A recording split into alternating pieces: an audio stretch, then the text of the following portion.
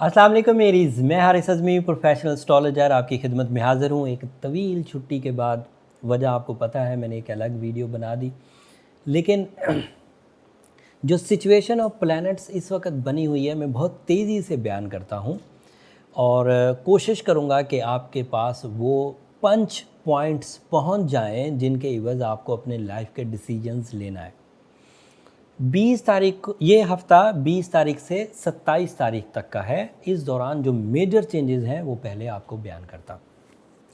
20 तारीख को सूरज Gemini house से निकलकर कैंसर हाउस में जाएगा।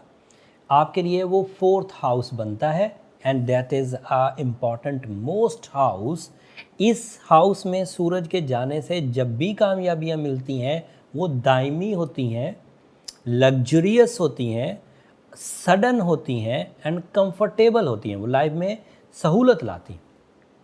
बट इस दफ़ा आपके लिए कुछ अजीब खबर है। मैं बुरी का लफ्ज़ इस्तेमाल नहीं करता हूँ, लेकिन ये है फ़सल ख़ज़ां की खबर। 2020 का ये वाला सीज़न जो जून से जुलाई के मिड तक चलेगा, ये सीवियर सीज़न है और इस सीज़न को आपको समझने की ज़रूरत पड़ेगी।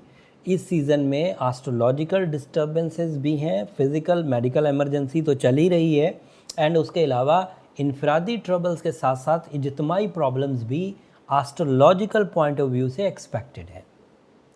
तफसील कुछ इस तरह से है कि 18 तारीख को मरकरी रेट्रोग्रेड हो जाएगा और कैंसर हाउस में ही रेट्रोग्रेड होगा। 20 तारीख को सूरज कैंसर हाउस में इंटर हो जाएगा। 21 तारीख को सुबह 9:45 पर सूरज ग्रहण हो जाएगा और ये सूरज ग्रहण का इम्पैक्ट न्यू मून की वजह से, मरकरी की रेट्रोग्रेशन की वजह से बड़ा होगा और ये सूरज ग्रहण है भी 3 घंटे 20 मिनट का पाकिस्तान में और ये तकरीबन कोई 12:20 तक चलेगा। 9:45 पर शुरू हुआ, 12:30 पर चला, तो 3 घंटे तकरीबन तो बनते ही बनते हैं। इस दौरान मैंने वो जो ग्रहण की एक वीडियो है वो मैंने बयान कर दी है। करना क्या है वो उस वीडियो को ज़रा देख लीजिए तो आपको कुछ अंदाज़ा हो जाएगा। But group of 3 planets sun, mercury and moon आपके 4th हाउस में और नेगेटिव फॉर्म में होंगे and group of 2 planets Saturn and Jupiter that is also retrograde और वो भी आपके यहाँ अलग से एक ट्रबल क्रिएट कर रहे हैं। सैटर्न एंड जुपिटर की ट्रबल आपके लिए रेट्रोग्रेशन है 10वें घर में and that is related to career और source of income, expenditures. So इधर से ये 3 प्लैनेट्स का ग्रुप, उधर से वो 2 प्लैनेट्स का ग्रुप, 5 प्लैनेट्स तो इसी तरह वीक हो गए। एंड जो 2 प्लैनेट्स आज़ाद हैं जिनमें से एक वीनस आपके यहाँ, वो 26 जून को डायरेक्ट हो जाएगा। This is a positive news. And जो मार्स है वो आपके यहाँ पाइसेस हाउस में है, 12वें घर में है, वो भी कोई आपके लिए इतना अफेक्टिव नहीं है। So you have to careful. आपको एस्ट्रोलॉजिकल सपोर्ट इस वक्त मुयस्सर नहीं है, तो आपको कैरियर साइड पर retrogression of Jupiter and retrogression of Saturn का सामना है और उस रेट्रोग्रेशंस की वजह से आपका जॉब स्विच करना मुनासिब नहीं है, आपका अपने सोर्स ऑफ इनकम से लापरवाही इख्तियार करना मुनासिब नहीं है, आपका अपनी एक्सपेंडिचर्स के साथ बेपरवाह होकर इस्तेमाल करना मुनासिब नहीं है। आपको इस साइड पर केयर करना चाहिए। एंड ग्रहण क्योंकि अच्छा खासा बड़ा और तवील है, सूरज ये फायर रिंग कहलाएगा, मतलब चांद पूरा आ जाएगा ज़मीन और सूरज के दरमियान, लेकिन सूरज की रोशनी मुकम्मल रोक नहीं पाएगा। एक रिंग सूरज का बहरहाल फिर भी जलता रहेगा और कुछ रेडिएशन ज़मीन की तरफ आती रहेंगी, लेकिन उसके बावजूद इस ग्रहण के असरात सिवियर हैं। कुछ दिनों पहले एक ग्रहण होकर हटा है, फिर 21 को ये होगा और फिर जुलाई के पहले वीक में फिर एक चांद ग्रहण है। सो ये जो 3 ग्रहण है एंड फिर जो 4 प्लैनेट्स की रेट्रोग्रेशन है, ये कोई अच्छे पेशंगोइयाँ दे नहीं रही है, इसलिए केयरफुल रहना ज़रूरी है। मैं थोड़ी बातें कम कर रहा हूँ, लेकिन जिन सब्जेक्ट्स पर आपको अपनी लाइफ को डील करना है उसमें मेडिकल साइड को तो ज़रूर डील करना है, अपना स्टैमिना इन्हेंस रखना है, एक्सपेंडिचर्स पर कंट्रोल करना है, इमोशनल साइड को कंट्रोल करना है, अपनी कैरियर ओरिएंटेड जो ड्यूटीज़ हैं उन्हें बर वक्त अदा करना है बॉसेस के साथ ताल्लुकात अच्छे रखने हैं, फैमिली के साथ ताल्लुकात अच्छे रखने हैं, कवानीन की पेचीदगियों में फंसने से बचना है। ये हो गई वो एहतियाती तदबीर जो आप खुद बजाते खुद अपनी सलाहियतों से परफॉर्म कर सकते हैं। बट वो एरीज़ जिन्होंने ब्लू सफ़ायर पहन रखा है उनके पास एक काउंटर डोट मौजूद है, that is a friendly source of radiations, जो इस तरह के negative impacts of solar system को बैलेंस कर देगी। अगर आपकी उम्र 25 साल से 40 साल के दरमियान है और अगर आपने 8 carat blue sapphire fine quality का पहन रखा है तो वो आपके लिए इनफ होगा। और ऐसे एरीज़ जिन्होंने रमज़ान को खूब कैश किया अपनी रूहानी स्पिरिचुअल साइड को यूज़ करके, सूरह शम्स पढ़ी या सूरह यासीन की सेकंड लास्ट आयत कंसीडर करी, या उन्होंने शब लैलतुल क़द्र को कैश करने के लिए ताक रातों में इबादत का एहतमाम किया, वो लोग भी काफ़ी हद तक बैलेंस रहेंगे, बचे रहेंगे। बट जिन लोगों ने रमज़ान को भी सॉरी टू से ज़ाया किया या ब्लू सफ़ायर भी नहीं पहना हुआ और इस सिचुएशन में भी वो फंसे हुए हैं, तो उन लोगों को अब थोड़े थ्रेट्स ज़्यादा हैं। मेरी कम बात को ज़्यादा समझिए और इस बात को समझने की कोशिश करिए। अभी भी रेमेडीज़ वही चलेंगी, सूरह शम्स पढ़ना होगी, सूरह यासीन की सेकंड लास्ट आयत पढ़ना होगी। ये आपके लिए मज़हबी नौयत की ब्लेसिंग्स क्रिएट करेंगी। मैं अपने तमाम तरह की एस्ट्रोलॉजिकल नेगेटिविटीज़ को इन्हीं दो चीज़ों से कवर करता आ रहा हूँ।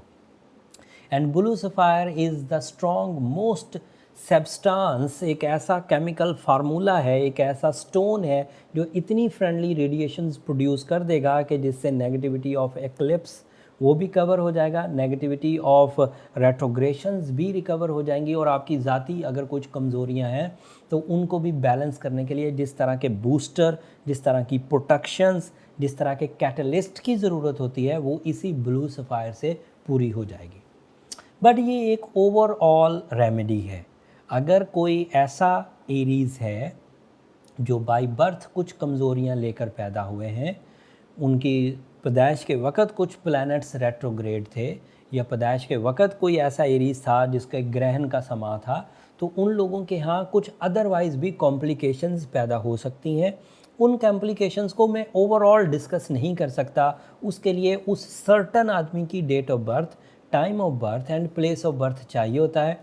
उससे फिर जो calculation sun sign and moon sign सामने आते हैं, या आपकी पैदाइश के वक्त जो आपका नेटल चार्ट है उसमें जो कमज़ोरियां सामने आती हैं, उन चीज़ों को एड्रेस करने के लिए सर्टन रेमेडी या अलग से एक रेमेडी हो सकती है।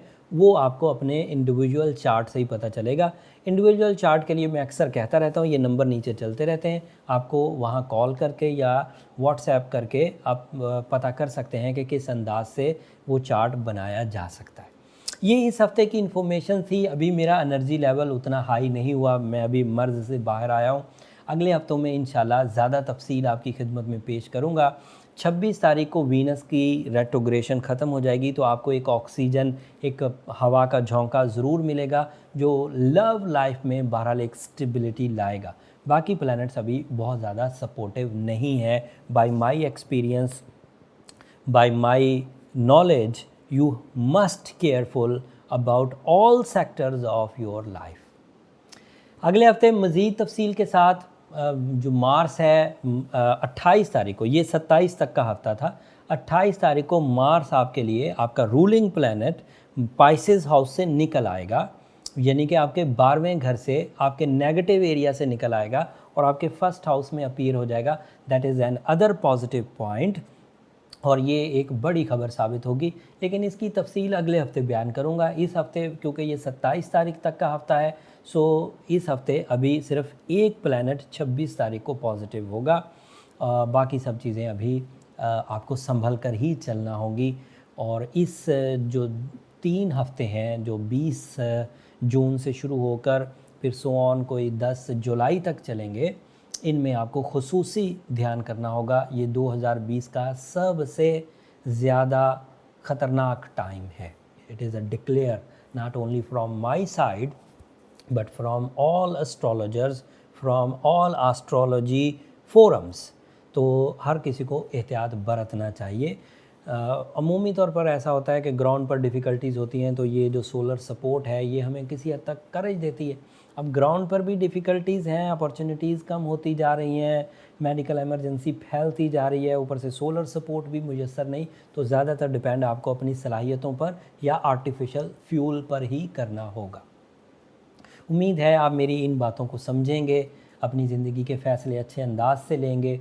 वक्त को समझने में मेरी ये दी हुई इन्फॉर्मेशन अगर आपके लिए मददगार साबित हुई हो, तो मेरी हमेशा की तरह ये दरख्वास्त रहेगी, और ये दरख्वास्त तो अब सारी ज़िंदगी में आपसे करूँगा, क्योंकि जब मैं मेडिकल एमरजेंसी में था, जब मैं बीमार था, जब मैं उस कोविड को फेस कर रहा था, तो आपकी दुआओं ने मुझे बहुत करेगी, और मैं ये बरमला कहता रहा हर वीडियो पर। उस वक़्त तो सिर्फ़ आजिज़ी से कहता था, लेकिन हकीकत में पता चला कि अगर आपकी दुआएं ना होती तो शायद मेरी हिम्मत जवाब दे जाती। आपकी दुआएं न सिर्फ मेरी इस दुनिया बल्कि आखिरत का भी सबसे कीमती सरमाया है। सो मेरे लिए, मेरी फैमिली के लिए, टीम के लिए दुआ ज़रूर करिएगा, एंड चैनल को भी ज़रूर सब्सक्राइब कर लीजिएगा। एरीज़, आपकी सब्सक्रिप्शन से हमारी ज़रा हौसला अफजाई हो जाती है। आपकी मोहब्बत, आपकी इस सब्सक्रिप्शन की मोहब्बत, यही वो कशिश है जो हमें खींच कर आपकी तरफ ले आती है। हालांकि तमाम एहतमाम हमने किया था उस मेडिकल की ख़राबी को अवॉइड करने के लिए, लेकिन अनफॉर्चुनेटली कहीं ना कहीं से वायरस लग गया। लेकिन खैर, आज आपके सामने सेहतमंद और तंदुरुस्त और अपनी कैलकुलेशन आपकी खिदमत में पेश कर रहा हूँ। अगले हफ्ते तक के लिए इजाज़त दीजिए। अगले हफ्ते मार्स की चेंजेस के साथ और उसकी पूरी डिटेल के साथ आपकी खिदमत में दोबारा हाजिर होऊंगा। अल्लाह ने के बाद।